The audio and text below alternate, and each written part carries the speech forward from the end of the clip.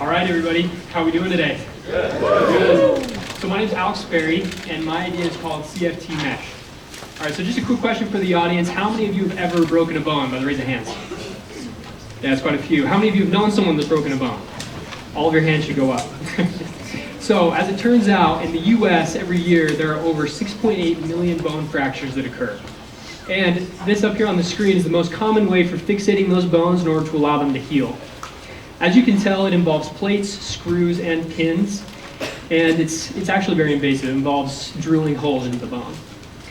So, out of those 6.8 million bone fractures every year, there are 90.6% of those that are referred to an orthopedic surgeon to get surgery. And of those people, over 2.55% of those surgeries result in an SSI, which is a surgical site infection. And I believe that this is due to the invasiveness of the technique used for fixating the fracture. So what CFT mesh does, it kind of acts like a Chinese finger trap.